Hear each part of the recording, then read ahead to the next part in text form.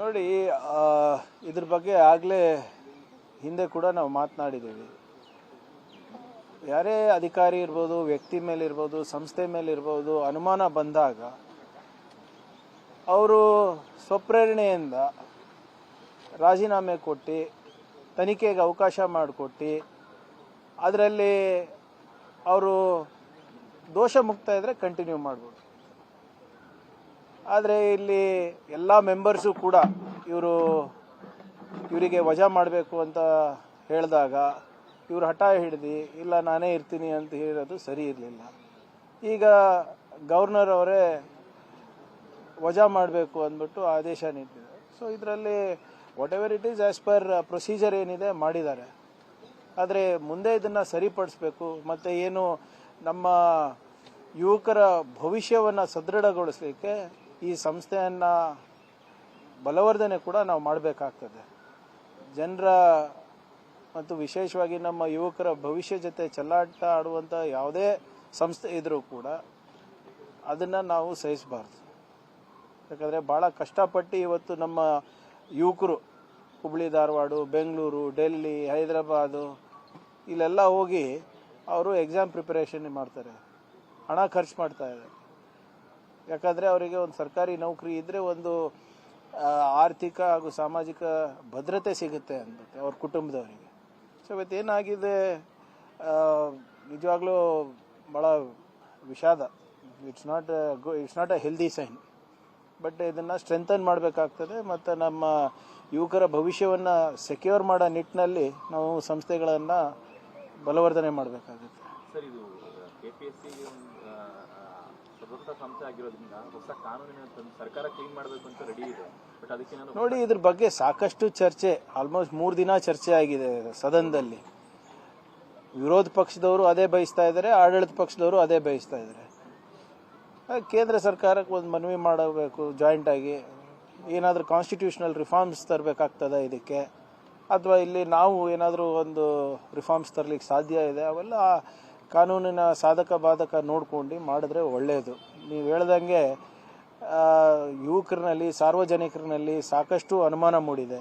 ಈ ಅನುಮಾನವನ್ನು ನಾವು ಸರಿಪಡಿಸಬೇಕು ಅಂದರೆ ನಾವೆಲ್ಲರೂ ಒಗ್ಗಟ್ಟಾಗಿ ಒಮ್ಮನಸ್ಸಿನಿಂದ ನಮ್ಮ ಯುವಕರ ಭವಿಷ್ಯ ಪರವಾಗಿ ಕೆಲಸ ಮಾಡಬೇಕಾಗುತ್ತೆ. ನೀವು ನೋಡಿದ್ದೀರಾ, ಮೊನ್ನೆ CBSE ಎಕ್ಸಾಮ್ ಪೇಪರ್ ಲೀಕ್ ಆಗಿರೋದು, ನೀಟ್ ಪೇಪರ್ ಲೀಕ್ ಆಗಿರೋದು, ಇಲ್ಲಿ KPSCನಲ್ಲಿ ನಡೀತಾ ಇರೋದು, ಅಥವಾ ಬೇರೆ ಬೇರೆ ಎಕ್ಸಾಮಿನೇಷನ್ನಲ್ಲಿ ಹೇಗೆ ಮೊನ್ನೆ ರೈಲ್ವೆ ಎಕ್ಸಾಮಿನೇಷನಲ್ಲೂ ಕೂಡ ಆಗಿದೆ ಅಂತ ಹೇಳ್ತಾ ಇದ್ದಾರೆ. ಸೊ ಹಾಗಾಗಿ ಸ್ವಲ್ಪ ಟ್ರಸ್ಟ್ ಡೆಫಿಸಿಟ್ ಇದೆ, ನಂಬಿಕೆಯ ಕೊರತೆ ಇದೆ ಈ ಸಂಸ್ಥೆಗಳಲ್ಲಿ. ಇದರಲ್ಲಿ ಒಟ್ಟಾಗಿ ಎಲ್ಲರೂ ಸೇರಿ ಮಾಡೋದು ಸೂಕ್ತ, ನನ್ನ ವೈಯಕ್ತಿಕ ಅಭಿಪ್ರಾಯ. ಮತ್ತೆ ಅಮೆರಿಕ ನಡೀತಾ ಇದೆ, ಮತ್ತೆ ಸಂಕಷ್ಟ. ಸೊ ಸೆಂಟ್ರಲ್ ಗೌರ್ಮೆಂಟ್ ಯಾವ ರೀತಿ ನೋಡಿ, ಇವರೇ ನಮ್ಮ ದೇಶದ ವಿದೇಶಾಂಗ ನೀತಿ ಡೊನಾಲ್ಡ್ ಟ್ರಂಪ್ ಅವರಿಗೆ ಅಡ ಇಟ್ಟು ಬಂದಿದ್ದಾರೆ. ಆಗಲೇ ಹೋದ ಬಾರಿನೇ ನಮ್ಗೆ ಏನೇನು ಸಂಕಷ್ಟ ಎದುರಾಯಿತು ನಿಮ್ಗೆ ಗೊತ್ತಿದೆ. ಝೀರೋ ಪ್ರಿಪೇರ್ಡ್ನೆಸ್ ಇತ್ತು ನಮ್ಮ ದೇಶದಲ್ಲಿ. ಯಾವ ರೀತಿ ಇಂಧನ ಸಚಿವರು ದಾರಿ ತಪ್ಪಿಸಿದ್ರು ಪಾರ್ಲಿಮೆಂಟ್ನಲ್ಲಿ, ಅದು ಕೂಡ ಇದು ಇದೆ. $100 ಪರ್ ಬ್ಯಾರೆಲ್ ಇದ್ದಾಗ ಬೆಲೆ ಏರಿಕೆ ಮಾಡಿದ್ರು, ಅದು $40 ಇಳಿದಾಗ ಬೆಲೆ ಇಳಿಸಿಲ್ಲ. ನಮ್ಮ ವಿದೇಶಾಂಗ ಸಚಿವರು ಇದಾರೋ ಇಲ್ವೋ, ನೀತಿ ಇದೆಯೋ ಇಲ್ವೋ, ಪ್ರಧಾನಮಂತ್ರಿಯವರು ಹೋಗ್ಬಿಟ್ಟು ವಿದೇಶದಲ್ಲಿ ರೀಲ್ಸ್ ಮಾಡೋಕ್ಕಿದಾರಾ, ಏನು ನೀತಿ ಮಾಡೋಕ್ಕಿದಾರಾ, ಅದೇ ಗೊತ್ತಾಗ್ತಾ ಇಲ್ಲ ನನಗೆ.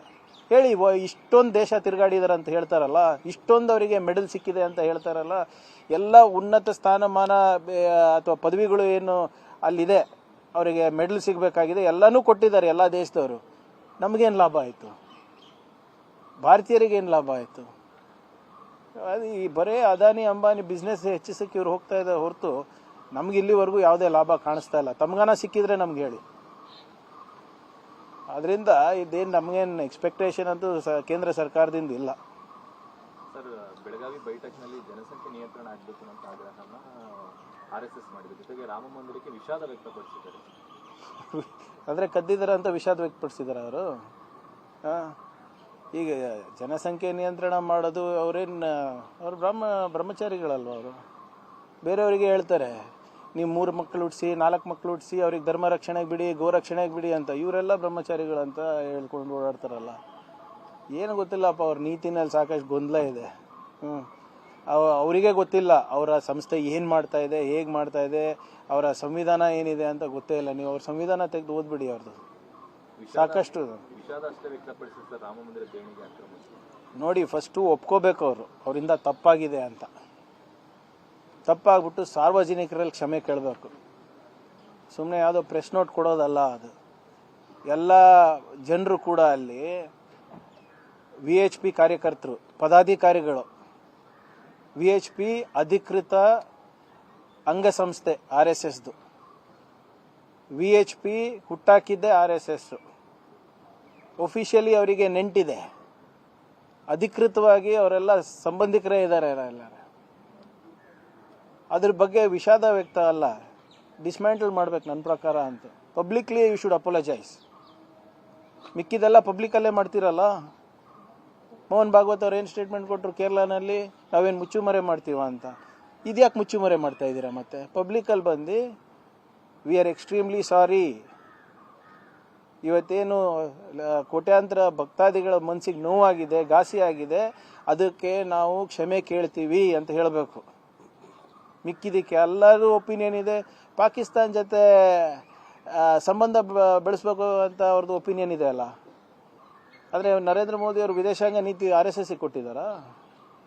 ಆರ್ಥಿಕ ಪರಿಸ್ಥಿತಿ ಬಗ್ಗೆ, ಉದ್ಯೋಗದ ಬಗ್ಗೆ, ಎಲ್ಲದ ಬಗ್ಗೆ ಒಪಿನಿಯನ್ ಇದೆ. ಇದ್ರ ಬಗ್ಗೆನೂ ಆಚೆ ಬಂದು ದಯವಿಟ್ಟು ಕ್ಷಮೆ ಕೇಳಿ ಜನರದು. ರಾಜಕಾರಣಿಗಳು, ಪೊಲೀಸರು ಈ ರೌಡಿ ಶೀಟರ್ಗಳ ಜೊತೆಲಿ ಹುಟ್ಟುಹಬ್ಬ ಆಚರಿಸ್ಕೊಳ್ತಾ ಇರೋದು ಕಳೆದ ಒಂದಿಷ್ಟು ವರ್ಷಗಳಿಂದ ನೋಡ್ತಾ ಇದ್ದೀವಿ. ಮತ್ತೊಂದು ಲೇಟೆಸ್ಟ್ ಎಕ್ಸಾಂಪಲ್ ಯಲಹಂಕ ಲಿಮಿಟ್ಸ್ ಅಲ್ಲಿ ಅಲ್ಲಿನ ಶಾಸಕರು ಮತ್ತೊಬ್ಬ ರೌಡಿ ಶೀಟರ್ ಜೊತೆ ಕಾಣಿಸ್ಕೊಂಡಿದ್ದಾರೆ. ಈಗ ನಿಮ್ಗೆ ನೆನಪಿದ್ರೆ ಮೋದಿ ಅವರ ಲೈನಪ್ನಲ್ಲಿ ಯಾರಿದ್ರು? ಸೈಲೆಂಟ್ ಸುನಿಲ್, ನೆನಪಿದ್ಯಾ? ಪ್ರಧಾನಮಂತ್ರಿನೇ ಅದು ಮಾಡ್ತಾ ಇರ್ಬೇಕಾದ್ರೆ ಇವ್ರದೆಲ್ಲ ಏನಿದೆ? ಇವರೇ ಪ್ರಧಾನಮಂತ್ರಿ ಅವ್ರದ್ದು ಎಕ್ಸ್ ಖಾತೆ ತೆಗೆದು ನೋಡಿ, ಯಾರ್ಯಾರಿಗೆ ಫಾಲೋ ಮಾಡ್ತಾರೆ, ಯಾರು ರೌಡಿ ಶೀಟರ್ಗಳಿದ್ದಾರೆ, ಯಾರು ಪ್ರಚೋದನೆ ಭಾಷಣ ಕೊಡ್ತಾರೆ, ಅದಕ್ಕೆಲ್ಲ ಟೈಮ್ ಇದೆ. ಸೊ ಇದೆಲ್ಲ ಪಾಪ ನಡೀತದೆ. ಯಾರೋ BJP ಶಾಸಕರು ಒಬ್ರಿಗೆ ಮಾಡಿದ್ರೆ ಅವರಿಗೆ ಮೇಲಿಂದನೇ ಇರೋದಲ್ವ ಇದು. ನಮ್ಮ ಅಧಿಕಾರಿಗಳಿಗೆ ಭಾಳ ಸ್ಪಷ್ಟವಾದಂಥ ಆದೇಶನ ನೀಡಿದ್ದೇನೆ. ನಮ್ಮ ಅಧಿಕಾರಿಗಳು ಈ ರೌಡಿ ಶೀಟರ್ಸ್ ಜೊತೆ ಹೋಗಿ ಊಟ ಮಾಡೋದು, ಕೇಕ್ ಕಟ್ ಮಾಡೋದು, ಅವ್ರ ಜೊತೆ ಕುಣಿದು ಕುಪ್ಪಳಿಸೋದು, ಅವೆಲ್ಲ ಮಾಡಿದ್ರೆ I will take extremely serious action. ಬೇರೆ ಯಾರೋ ರಾಜಕಾರಣಿ ಏನೇನು ಮಾಡ್ತಾರೆ ವೈಯಕ್ತಿಕ, ಅದಕ್ಕೆ ನಂಗೆ ಸಂಬಂಧ ಇಲ್ಲ. ನಮ್ಮ ಅಧಿಕಾರಿಗಳಿಗೆ ಆಗಲೇ ಇದು ಮೊದಲೇ ಮೀಟಿಂಗ್ನಲ್ಲೇ ಸೂಚನೆ ಕೊಟ್ಟಿದ್ದಾರೆ. ಯಾರಿಗೆ ನೀವು ಒಳಗೆ ಹಾಕಬೇಕು, ನೀವು ಅವ್ರ ಜೊತೆನೇ ಅವ್ರ ಹುಟ್ಟುಹಬ್ಬ ಆಚರಣೆ ಮಾಡೋದು, ಅವ್ರ ಜೊತೆ ಕೂತ್ಕೊಂಡು ಊಟ ಮಾಡೋದು, ಸೌಹಾರ್ದತೆ ಬೆಳೆಸಕ್ಕಂತ ಕೆಲವು ಅಧಿಕಾರಿಗಳು ಹೇಳ್ತಾರೆ. ಈ ರೀತಿ ನಾವು ಬೆಳೆಸೋದು ಸೌಹಾರ್ದತೆ ಯಾರ ಜೊತೆ? ಯಾರು ಸಮಾಜದಲ್ಲಿ ಶಾಂತಿಯನ್ನು ಕದಲ್ತಾ ಇದ್ದಾರೆ. ಸೊ ನಮ್ಮ ಇಲಾಖೆ ಸಂಬಂಧಪಟ್ಟಾಗೆ yes we will take action if there is anything. ಮಿಕ್ಕಿದ ಯಾರು MLA ಯಾರ ಜೊತೆ ಇರ್ತಾರೆ ಅದು ನಮ್ಗೆ ಸಂಬಂಧ ಇಲ್ಲ.